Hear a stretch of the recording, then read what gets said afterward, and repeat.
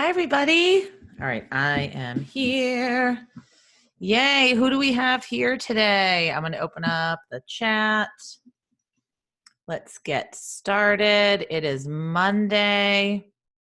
It is our last live session altogether, if you can believe it. I see some people trickling in. Let's make sure I'm recording, and let's see, you can share my screen. I got the Q&A up. Excuse me. I got the chat up. Oh, I've got my water all filled up and ready to go, and my seltzer, which I've been drinking way too much seltzer.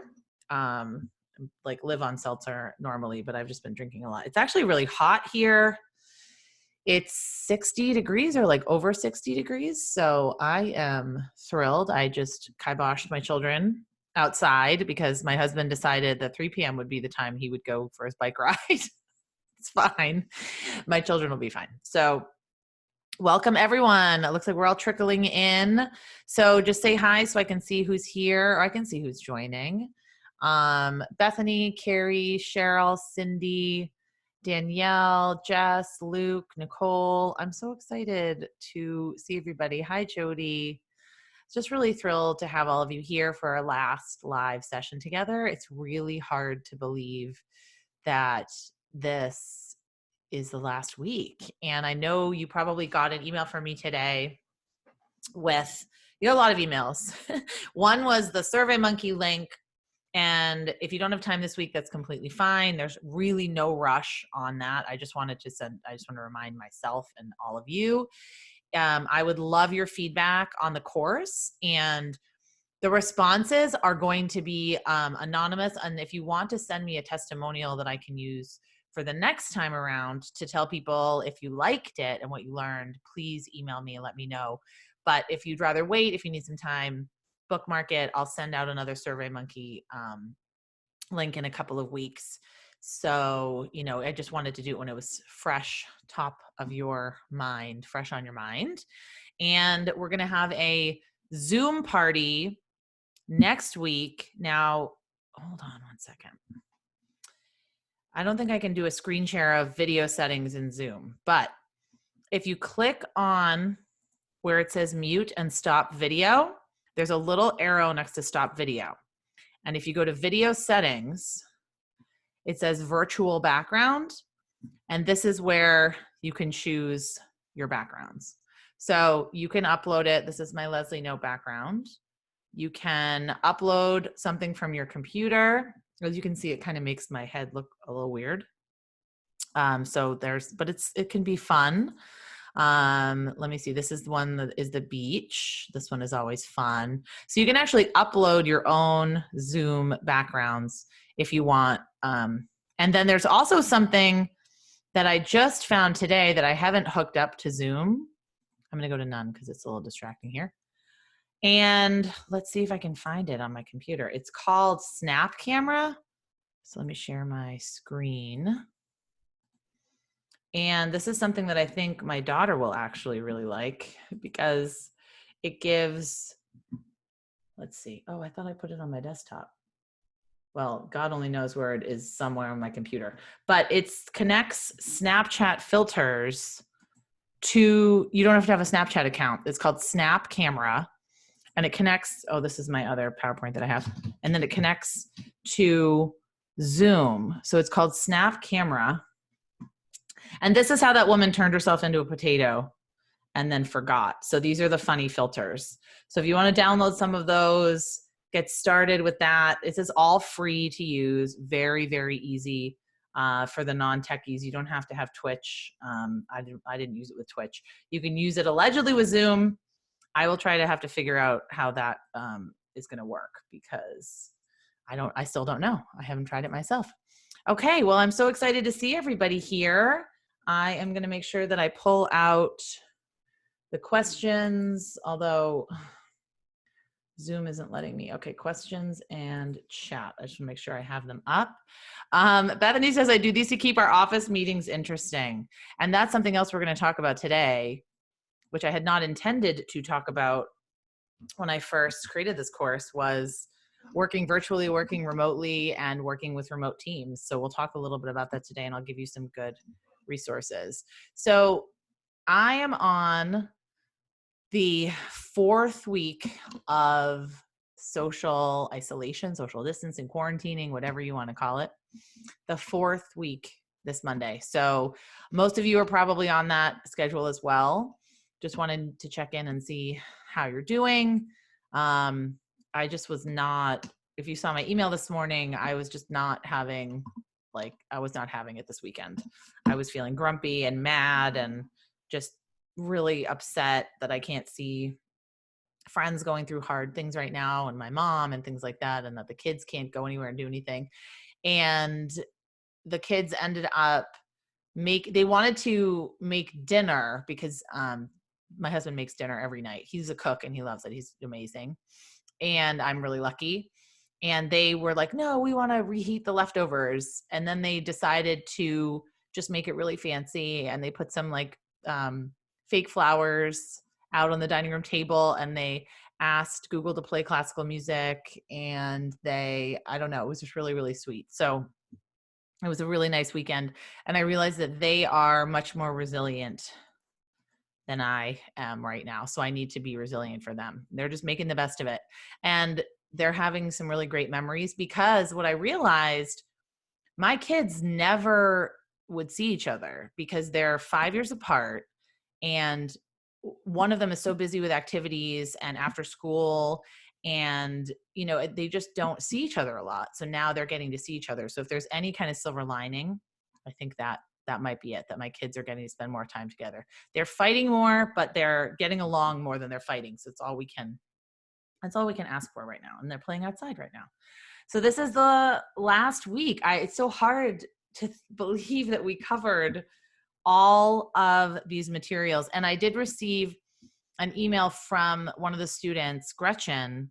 She asked, how long will you have these materials available? And you'll have them forever. So if I decide to move away from the course platform, I'm going to migrate it to whatever new platform, and I will just send them to you as files, or I will give them to you.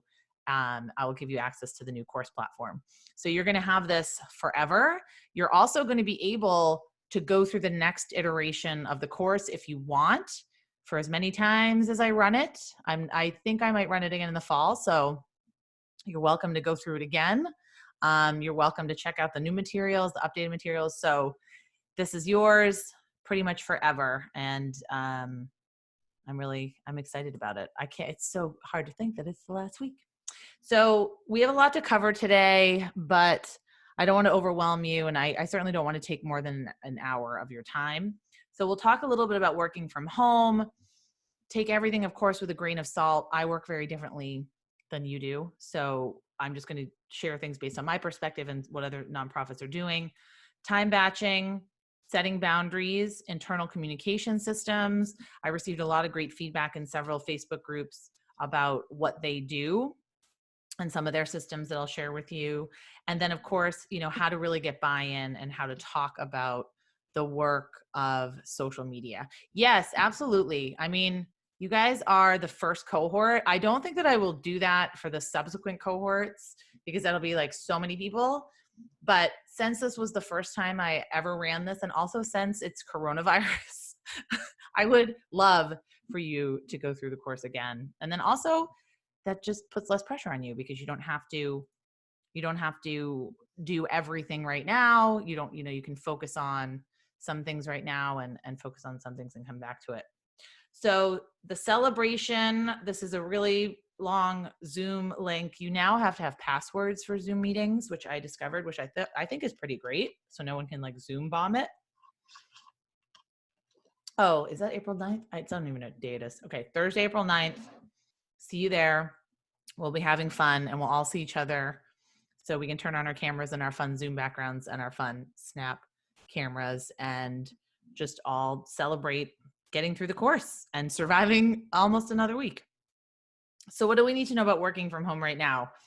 My number one tip, and if you read my blog post, this is just a little bit of a rehash of my blog post, but Work Simply is it's just a really useful book. I read it in one afternoon, because the way she sets it up is, she says there's no one productivity manual for everybody because everybody is different. And that just made so much sense to me. So she split it up into prioritizer, visualizer, planner, and arranger. If you get the book, you will be taken through a whole series of steps and a whole quiz. Now, the challenge for me was that I didn't have any stand out completely. Like, this is me at 10 points above everything else. So I ended up reading all the chapters and then just adapting the different productivity tools and tips that I thought were helpful to me, that I knew I said, oh yeah, this is going to work for me. So I'm obviously much more of a prioritizer, which just means I like plans and checklists and worksheets, and I like to know what's happening. And for prioritizers, it's a really, really hard time right now. And then also developing a routine when working from home. So this works for me, right? I do think having some kind of routine works for most people. This is my ideal day. So this is my planner. I will share it with you. I love this planner. It's called Define My Day. I have a turquoise one, or yeah, turquoise green. And basically well, I haven't done it in a while because I just haven't had time, but you're supposed to review your previous day, then go through your priorities of your day. And then every week you have milestones, and every month you have milestones. And what it helped me realize was that a week would go by and I would realize I hadn't accomplished a single milestone that was on my milestones that I needed to accomplish that week. And I would say that I need to be more strategic and focused. So for me, this just really helps me set up my day. Obviously this day is like my dream and it just is not happening anymore.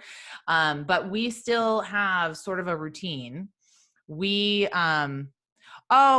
Bethany. So Bethany, I think that, just take a look at it. Now it's really can be intimidating because you feel like you have to fill it up perfectly, like affirmations and all of that. And honestly, I didn't even write out this month's goals because who knows, I'll write it later. Sometimes I come back to it and I change it up. But for me, it just really helps me try to figure out where I'm going, what I'm trying to accomplish this month and this week and then this day. So it really helps me break it down. The only problem I have is that I try to do too much in a day and I never can get it all done.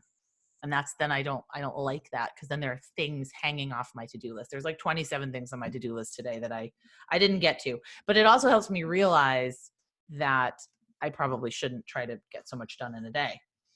The other thing I try to do for my workspace is have buckets of things. I still print things out. Okay. I have a hard time reading like a long article on the computer, especially one that I know I want to take notes and I want to highlight. I still print things out. I do print it on recycled paper and I recycle it after, but I sometimes like to print things out. So for me right now, I have one bucket that's like course ideas. So everything that could go into a course or a webinar. One bucket that is speaking, like what could I make into a talk or how could I be a better speaker? And then the third, as you could see, is just kind of miscellaneous stuff that kind of gets thrown in there, like those shoes that I was supposed to give to a neighbor that obviously I can't give to them now, that Isabel grew out of, all of that kind of stuff. So that just helps me. And then I also have folders, but my problem is not really the physical office clutter, it's the digital clutter.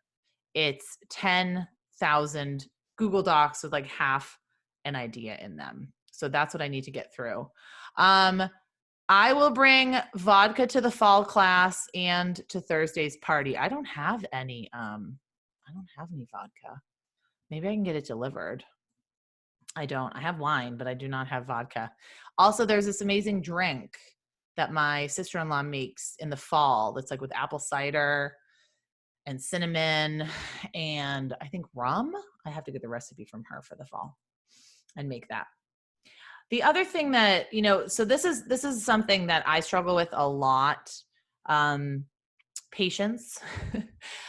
My mom wanted to have a Zoom call with Isabel, my daughter, and Isabel and I are on Zoom all day. She's on Zoom with her class. She's on Zoom with her friends. I'm on Zoom literally all day. My mom couldn't figure it out. She couldn't download it. She didn't know so I was trying to really, really be Okay. And also my husband had never used Zoom in his life, which shocked me. So I had to be really step back and say, okay, this is a new time for everybody. This is a new struggle. I just have to be patient. And isn't this amazing? This Marketoonis, this is before coronavirus. I haven't seen his new ones. I need to check them out. He's always like right on point. I love this. Are you ready to meet about digital transformation? We can't see your slides. We can't do this. Can you fax it to us? I mean, it's so true for what we're going through right now. My other recommendation is for any call that you do have timed agendas. I have been trying to limit calls now to 15 minutes or half an hour.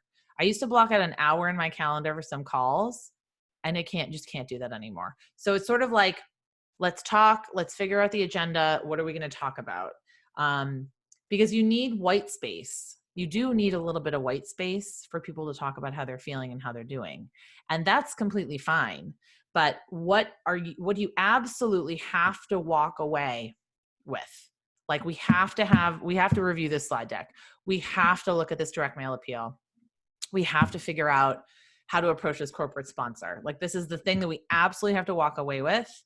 And it's just non-negotiable. And then people are going to want to share how they're feeling. And you know that. And I want to hear from you, all of you, how you're feeling. I would spend half an hour just talking to people. How are you feeling? What are you doing today? It's almost like on 9/11, we all had to talk through like what we were doing and where we were and where our kids were and where were we at work. I mean, we have to make sense of this insane situation that we're in. And the interesting thing is that we are all in this. I read that 1.5 billion people are on some kind of social isolation, social distancing order. That is crazy to think about. 1.5 billion people. We're all in this and we all need to process it. This is my friend Ben's book. He wrote this before the crisis, but I think it's the most important book that we can read right now, especially if you're managing a team. If you're managing, I mean, everyone is now all virtual. So that is a link to Amazon. Just Google it, look it up on Amazon. It's not very expensive, but it's a really helpful look at nonprofits in particular and how to manage them virtually. He worked in nonprofits for years. So what about when everyone's home with you? You know, what are we doing now? This tweet, which you've probably seen me talk about before or put in the group or send out, it's my favorite tweet of this entire year. You're not working from home. You're at your home during a crisis trying to work. That's so important to understand that this is not the before times. This is not working from home. We are in a crisis. People are sick. People are dying. We are struggling. Everyone is really scared and terrified right now. And we are doing work because we have to, but understanding that. So of course, this is my favorite video of all time. I really wish I could play it. How can I play it? You all know this video. Oh man, I wanted to play it because I love this video. I thought I'd embedded it. Anyway, you know this video of the BBC correspondent. I think it's going out to an outside website. Oh, there it is. My favorite video of all time. And the best is this gentleman. He said that the reason why he didn't stand up, because people said, well, why didn't you just, say, excuse me, stand up and get your kids out of the room? He said, because he wasn't wearing pants. So it's probably obviously not going to work. But if you click on this, you can watch it later. You've all seen this. So the point is we have to plan on imperfections and interruptions. It's just the way that it is. And I know that a lot of you might have bosses that are not okay with that. That maybe don't have children or don't have dogs or don't have cats or don't have people in their houses. So I do understand that it's definitely not the perfect situation. I love this video so much. I've watched it like 300 times. I sent it to like everybody I know. I'm like, this is my whole life. Like the kid and the books fall down and then the baby comes in and the mom comes in frantically. And I love how he doesn't even turn around or look at what's going on. I think it's just so funny. So I think we can all relate. Plan on imperfection, plan on interruptions. And please take all of these blog posts with a grain of salt. These are some of the ones I saw. Remake your space. channeling your stress into creativity, how to look your best on a webcam. No. If these stress you out and you don't want to do any of this, don't feel like you have to be overtly productive. Don't feel like you have to channel your creativity, your stress into anything. If you want to read those posts, you can. If they're too overwhelming, ignore them. Oh, Catherine says, I just learned that a COVID-19 relief bill includes paid leave for parents who are caring for kids who are usually in childcare or school. I can share a link to a law firm with the explanation. Yeah, that'd be amazing. I did not see that. I did not see anything about the paid leave. I mean, maybe my husband would qualify for that. That'd be amazing. So I can definitely share that with a lot of working parents that I know. That'd be amazing. I wonder, is that part of the CARES Act, Catherine? But I've never heard of that. So that's awesome. There should be just this one kind of central location for all of that information, because I feel like it's all very, very confusing. All right, time management. These are just some of my tips. People ask me this all the time. How do you manage your time? Now, 2 comments that I received when I was developing this course, how to shoehorn it in, how to manage it when it's not your job title. So we certainly can do that. But as we know, I mean, we've spent this is technically our 8th week together, but this is our 6th module. So it's our 7th actual session together because of the coronavirus session. It is hard work. It's hard work. The 4 main areas, and this is how I recommend splitting up your time. Of course, if you need more time on research, then absolutely spend it. Research just means, what does your audience want to see and hear, and what's in the news, and what is timely and what is relevant. Creation is like actual writing the post, taking the video, taking the photo. Interaction with your audience, of course, making sure you're following other people, and then measurement and analysis. So what that means is you really need to do a good time estimate of all of the different tasks. So when you created those different tasks, matched with your goals and matched with your objectives and your strategies, share 1 video per week. I mean, how long is that going to take? Like, it might not take this long. I always just overestimate, and then what is the budget going to be? So this is sort of how I like to prepare it, especially if you need to go to a team, if you need to go to a supervisor, if you need to go to your board. If your board says, let's do a weekly video series, well, that's going to take quite a lot of time to prepare for the video, even if it doesn't take a lot of time to shoot the video. Say it's a Facebook Live and you do it live, then the promotion on the back end, and then editing the captions. So really estimate not just the creation part of it, but the research part of it, the interacting part of it, the measurement and analysis part of it. So those are just some examples of some time tracking that you can do matched with tasks. Okay, so this looks like this is the Twitter account. So let me see, employed parents trying to work from home, the Emergency Family and Medical Leave Expansion Act. Awesome. Okay, so I'm going to look that up. But if you go to familyhome.org on Twitter, give them a follow. They have some information on that. That's really helpful. So I will check that out and see what I can find out about that. It looks like it was just released, so that's pretty exciting. If you only have an hour this week, research and listening, 20 minutes, content creation, 20 minutes, interaction, monitoring, comments, thanking, 20 minutes. And you're going to have to set a timer, and I'll show you how to do that.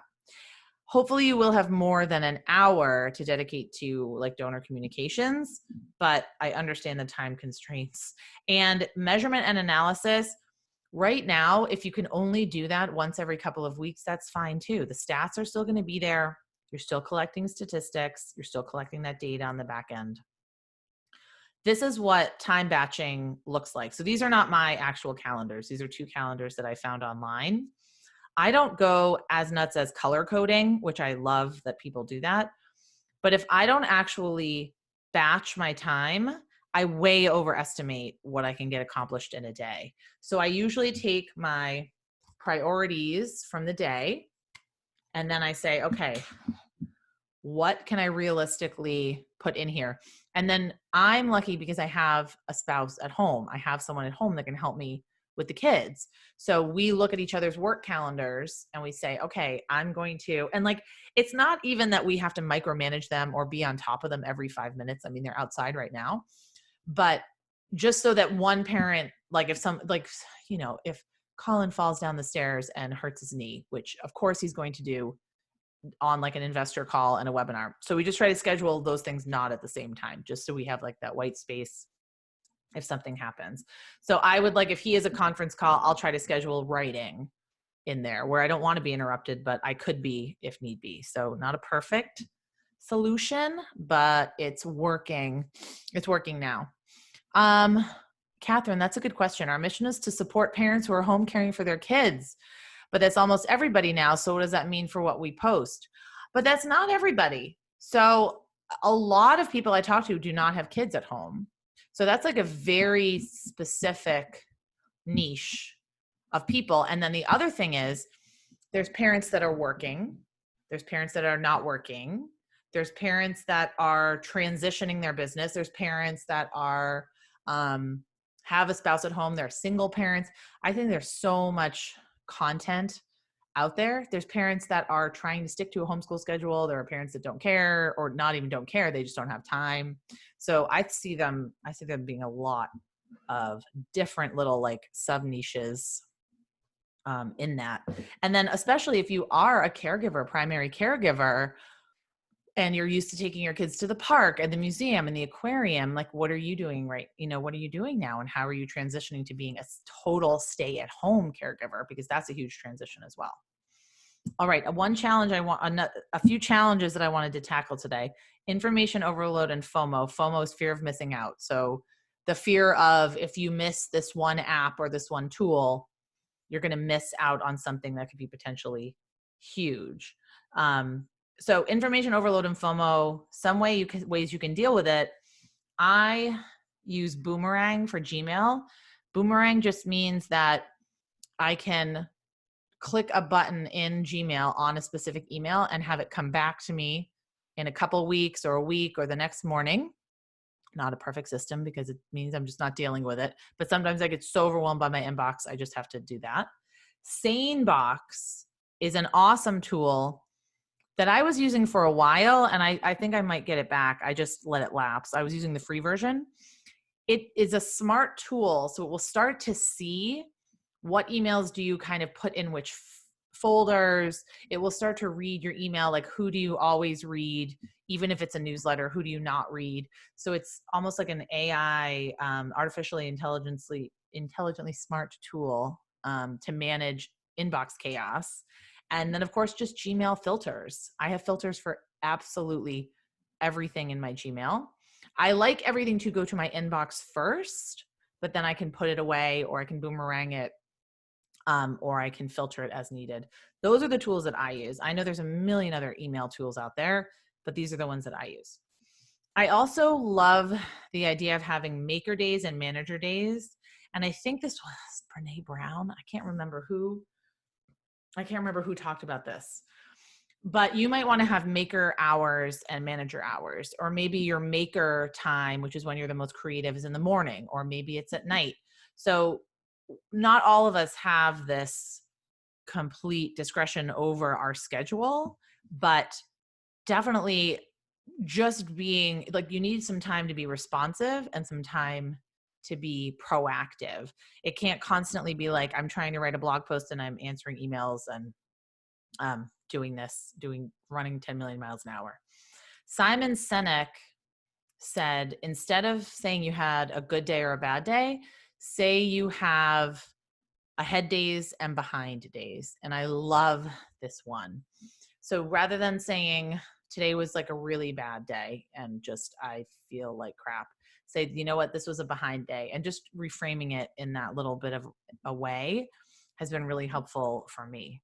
Another challenge is the internet rabbit hole. And as social media managers, we all go down this rabbit hole pretty frequently. Something that I like to use, and I've seen people use actual hourglass timers, or a physical like egg timer or a timer on their phone.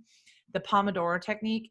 This is when you use a timer and you break you break your time down into intervals. And this is really helpful, reminding me to drink water, actually. So when I have 20 minutes, this is the traditional way to do it. Decide what you want to do, set the timer, work on the task, close everything out, and work on the task, take a short break, get water, go to the bathroom, whatever you need to do, and then repeat it 4 times, and then you get to take a longer break. So this might seem super, very like regimented to you, but it really does work, especially if you feel like you have so many tasks and you can't get them done and you feel like you're constantly putting out fires and you're in reaction mode. So the Pomodoro technique is definitely something that I like. You can also get it on your computer and it can shut off all your notifications. Some people like to work with lots of notifications. I tend to feel like I'm drowning in notifications. And the problem with notifications is that, especially if it's a text message or a Facebook message or like a direct message, a DM, I always feel like someone expects a reply immediately. And there's just no way that I can possibly reply to every single DM and every single, message that is coming out of, it's coming at me all day, every day. I just realized I didn't need my headphones. So what I do is I operate in defense mode or offense mode. So am I doing something that needs my full attention, some uninterrupted creativity time, and I schedule times of day. So that could be your maker day, your manager day. But this is the time of day when people know that they really can't contact me unless it's an emergency.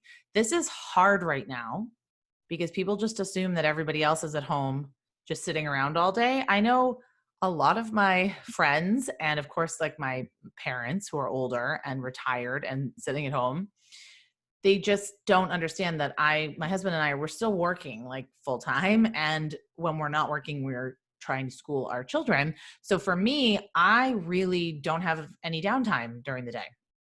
So it's really hard for people to get used to that fact, but I just have to be really restrictive with my time and only check notifications like at lunchtime and then at night, especially if they're personal stuff, because there's just too much.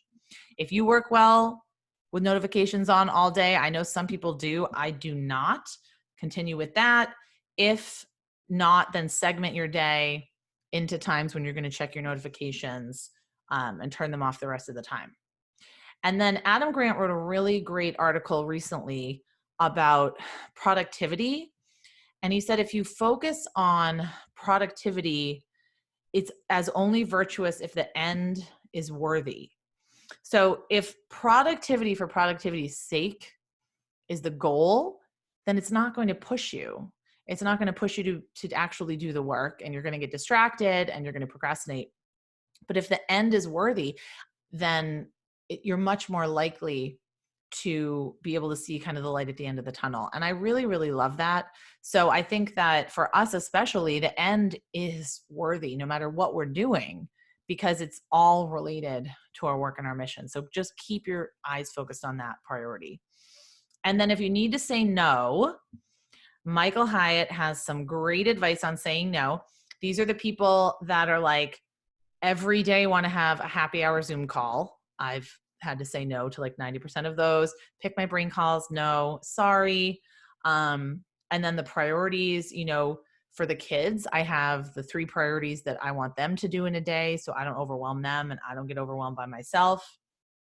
Chris Brogan has a fantastic quote that I love. Success means being able to say no. So if there's anything that's just non-essential, or even if somebody just there's the extroverts who just want to have Zoom calls all day, every day, and those happy hours and those networking meetings. If it's not essential, if you're tired, just be very honest with people. And I've been saying, I'm online now 24 hours a day. Like, I can't do anything extra. I'm not going to do anything extra, and I'm not going to cut into my family time if I can manage it. All right, managing internal communications. I love that. Laura says, saying no to you is saying yes to me. Yes, if you're saying yes to something, you're saying no to something else. Absolutely. So remember the 3 C's of communication, whether it's external or internal: clear, concise, compassionate. So bringing forth an idea right now, I think that people are so fried and so overwhelmed. If you have details, budget, timeline, and a few bullets, this is how it's going to happen. This is what I want to do. And do we need, why do we need to do it right now? And then always lead with compassion whenever you're communicating, especially right now. So these are your ideas, Jennifer and Nicole, in the group. So go ahead and take a look in the Facebook group for some ideas about internal communications. I love this, what Jennifer said. We're about to start something where us work from home staff send encouraging, grateful messages to the staff still working on the front lines and those required to be in the office. That's wonderful. And I mean, that's what I'm really talking about in terms of internal communications. That's so important. It's not just about the tools. It's about how are you showing each other that you're still a team, that you're colleagues. How are you communicating that? And it's hard to do virtually. You can't bring in a birthday cake for your coworkers. You can't bring in homemade cookies. You can't bring in, you can't bring in flowers and thank you cards and all of those kinds of things. I love that. Emails, texts, phone calls, Zoom weekly staff calls. And then there were a lot of ideas in the nonprofit social media storytelling group, but two that I really liked just because they were details. I like the idea of a no work check-in, live updates with our president and CEO, like a mini news brief. And, the team, I love people that have had a remote team before, so they know how to use all of these apps. I like using WhatsApp because that's encrypted. And that's also something you can use on your phone. You can use it internationally. A check-in every Monday, a virtual version of our programming, which I really like, and just all these different ideas. So I'd love to hear what you're doing. Heather says, my team called an emergency meeting and sang happy birthday to me. Oh, I love that. Because we think that, we're in crisis mode and that kind of stuff isn't important, but it is really, really important. So how can you maintain these internal communications? And it goes beyond tools, because we all have the tools that we like. One of my friends said that he really liked Microsoft Teams.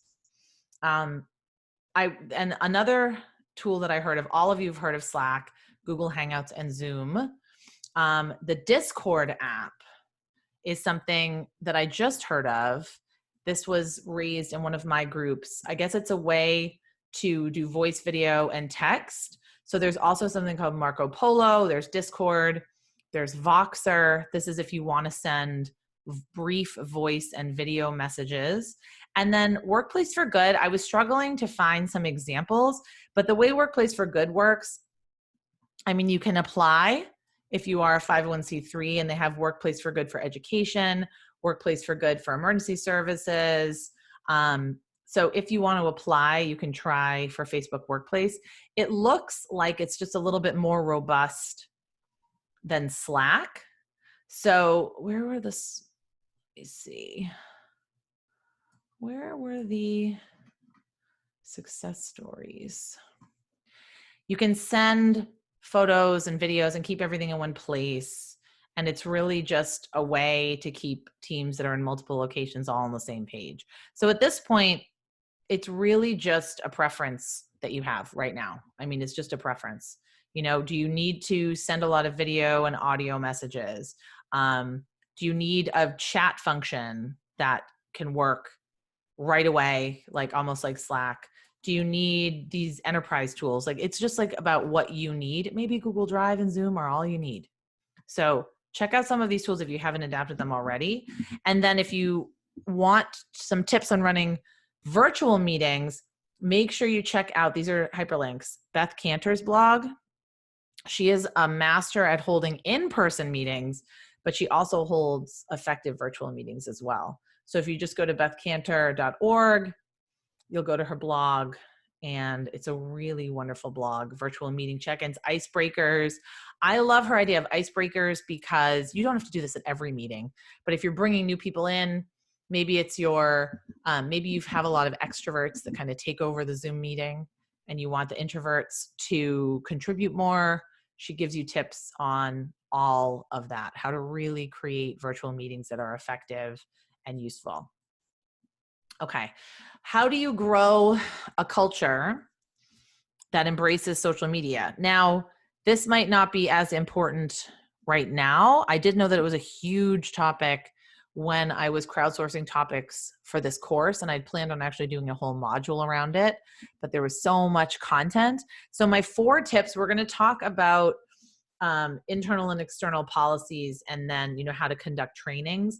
But I do think it's really important to address skeptics one-on-one. So if there's somebody that's always kiboshing your ideas or always putting your ideas down or always saying they hate Facebook or they hate Twitter, I think it's important to address that kind of skeptic one-on-one offline and figure out what's behind that skepticism and that fear. And then creating a social media task force, that's something you could do right now. You could create a crisis communications task force. How are we going to communicate with donors? How are we going to communicate about our events? How are we going to post on social media? How are we going to email? So not even just a social media task force, but a crisis communications task force that's going to empower your coworkers to participate in the process. And then they're going to see how much work it is. And that's the goal, really, to teach them that we're not just sitting around all day and tweeting about what we had for lunch. If you don't have policies, I have some examples. I'll give you a website that will give you some examples. But for your internal policy, you want to work with HR, but it's really about what is discouraged and prohibited, and then what is encouraged. So you don't just want to have it be a bunch of legal documents about what's discouraged. You also want to talk about what is encouraged and what do you want people to do on social media channels. So what's discouraged, what's absolutely prohibited, like friending students, those are things that are prohibited. But then what's encouraged? What do you want people to do? Your external policies are the public facing policies that run and govern your social media accounts. So if people violate these policies, they can get blocked and banned from your Facebook account, your Twitter account, your Instagram account. So what are you going to encourage people to post, and what's inappropriate to share? Is this a family-friendly page? Is it inappropriate to post job postings? Is it inappropriate to post spam? What are you absolutely going to not tolerate? Are your clients allowed to interact there? And then I love this quote from Jane Cravens: think about humans as much, if not more, than the technology. We get so focused on the technology and tools, but we don't think about the fact that there are actual people and humans using this technology. So what is prohibited? What is encouraged externally, internally? And I have examples that I couldn't include in the book. So if you want to go to the resource page for my book, it's jcsocialmarketing.com/social media book. And I link to internal and external social media policies in there, which I think is pretty cool. And I hope it's helpful. I also recommend doing something around, formal and informal training. So right now you might be in crisis mode and you don't want to have any meetings that are not absolutely essential and necessary, but open office hours. If people want to ask you a question, I found that when I was a development director, people had questions about Instagram and about Facebook and Twitter, and they just genuinely had questions about how it all worked and the privacy settings and who could see things and what was the value, how were nonprofits using it. So having those open office hours, because you are the expert at your organization. You might not feel like it, but you've gone through this course and you are the expert. And the only thing about experts that you need to know is that an expert is just like 2 steps ahead of everybody else. They're just 2 steps ahead. And just by taking this course, you are many steps ahead of a lot of your coworkers, and that's fine. So encourage them to ask you questions. Make sure you get time at staff meetings to go over the calendar and to brainstorm or show a list of ideas, or that's where you're going to ask people for their stories and their photos. That's where you're going to crowdsource things. But instead of just reporting out, empower people and really ask for their feedback on the calendar and on the content, because you want to be the driver of the social media train, but you want to make sure everybody feels like they can contribute. And that's going to help you in the long run get content from people and get buy-in. Because if it's just something where you're reporting out and telling people kind of how it is, it's not going to be as empowering to people. So more resources, and then I'm going to turn it over to questions, thoughts, ideas. This is a spreadsheet of free webinars and trainings coming up specifically around coronavirus, resources for nonprofits. This is what it looks like. This is actually organized by Lightful. So there's March, there's April, May, June. I mean, there's so many. We might all be completely over all of these free resources, but if you're looking for something specific, this might be a great resource for you. It's continually added to. If you have questions about Giving Tuesday Now, which is the brand new initiative launched by Giving Tuesday to encourage giving back, to encourage philanthropy, to encourage like a sort of a global day of unity around the third sector, I am doing a webinar. I'm also happy to answer any questions that you might have on April 9th at 1:15. And we're going to talk about some specific examples and why Giving Tuesday and now, and why is this something that people want to do and participate in, and how can you participate in it. And then of course my folder of examples that I'm always adding to. Right now, I think, God, how many folders do I have in here? Activities, emergency funds, how to thank your donors, stories of hope. I think I only have one thing in here. I need to get more. If you've got some stories of hope, send them to me. That's just good stories. Fundraising appeals. There's a ton of fundraising appeals in here if you want to figure out how best to ask. And then my favorite, the social media updates. So there's a ton of examples in there and inspiration for you to use as you're kind of navigating this, creating your own campaigns. All right. So just to reiterate, the Facebook group, I will keep up for at least a couple more months. I'm not sure what I'm going to do with the Facebook group. I'm not certainly closing it. Maybe I'll archive it. I'm not sure exactly, but definitely through June, the Facebook group, our exclusive Facebook group will be up. And if you want to email me, if you want to give me any feedback at all or email me any questions, that's, Julie at JC Social Marketing. I think you should all have that by now. And then I want you to all please take the SurveyMonkey survey. So that's all I have for an official presentation today. I would love to hear your questions. Of course, you can bring them.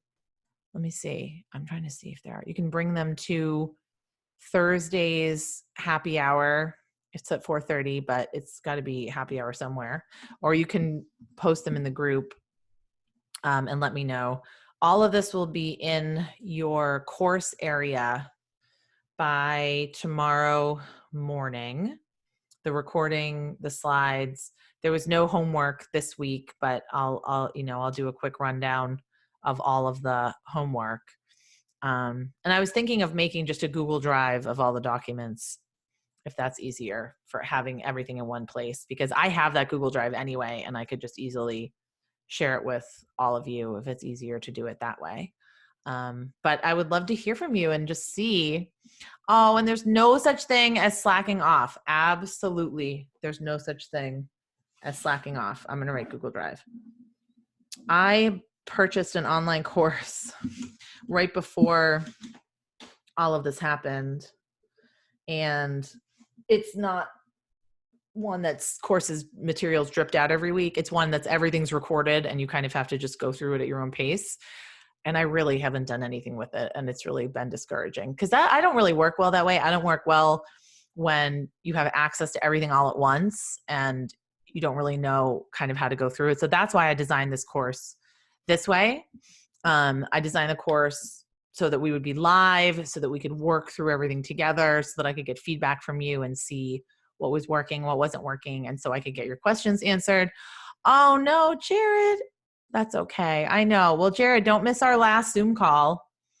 If you got the invitation for last Thursday. If you have any questions on time management, that's what we were talking about today, working from home and how to manage internal communications. So those were our big topics today.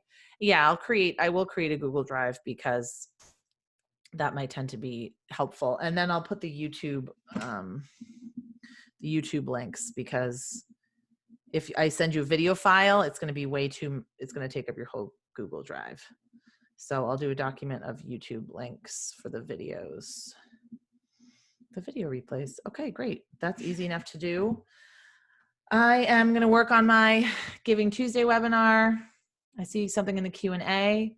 When are you closing the Facebook group? I just said, I don't know. So I don't think I'll close it. I might archive it, which I've seen done. But not for several months. And I'll let you know, because I think it's useful, and I just might not close it. It's not overwhelming to me. So it's really not something that I stress out about and worry about all the time. And it's been very manageable. So we'll see. Maybe we'll keep it open until the next group comes in and can add them to the group and have the veterans and the newbies face off. We'll see. But yeah, I think the key is I want it to be helpful for you. And the issue is if new students come in, they're going to be asking all the same questions, and that may or may not be helpful to you. But it will certainly be helpful to them because you can help answer those questions for them. So I just want to make sure it's a value add for everybody and it's just not wasting people's time. That's just what I want to make sure. But of course, it's up to you to stay in the group or leave the group if you want, but I'll keep it open. I will keep it open. Yeah, it definitely doesn't. The group that I run with the 10,000 members, that stresses me out. The free one with just like all that stuff going on in it, because there's so much spam in there. You know how it is. There's so much madness going on in that group. That doesn't stress me out. I love it, but it's more management than like a curated group. I so much prefer the group that I invite people in and let people in, rather than like the groups that are open to everybody, because control the conversation. Well, thanks everybody.